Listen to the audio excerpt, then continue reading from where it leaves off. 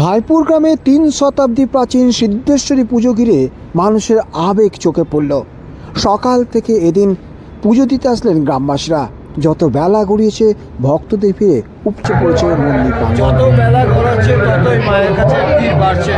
এই মুহূর্তে আমি হচ্ছি ধাইপুর গ্রামে ধাইপুর সিদ্ধেশ্বরী মায়ের কালী পুজো উপলক্ষে এই মুহূর্তের চিত্রটা সরাসরি আপনাদের বিষয়টা আজ ধাইপুর গ্রামে 3 শতাব্দী প্রাচীন সিদ্ধেশ্বরী মায়ের কালী পুজোর বাৎসরিক পুজো অনুষ্ঠিত হচ্ছে।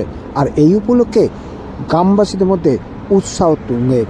ধাইপুর, খড়িয়প, মৈনান, কলমাস, বারগাজীপুর সহ একাধিক গ্রামের হাজার হাজার মানুষজন আজ সন্ধ্যের অন্নকূটেও যোগ দেবে।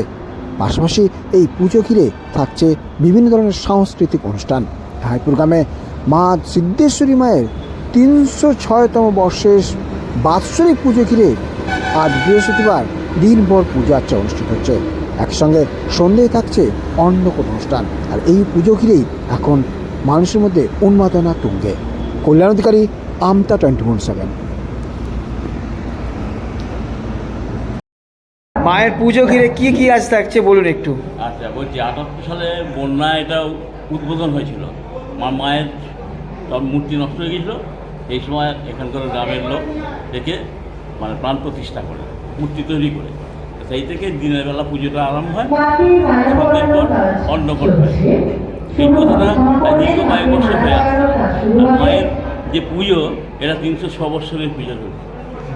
আচ্ছা, আর মা তো বছর ভর থাকেন। হ্যাঁ, এদের আর নিত্য পুজো হয়। নিত্য পুজো, সন্ধ্যারতি হয়। আর আজকে কি অন্নকূট থাকছে? আজকে অন্নকূট, দিনের বেলা পুজো হয় আর রাত্রে সন্ধ্যের পর থেকে অন্নকূট। এই প্রথাটা আপনার 78 সালে বন্যার পর থেকে হয়। কি নাম আপনার? আমার নাম অরূপ চক্রবর্তী।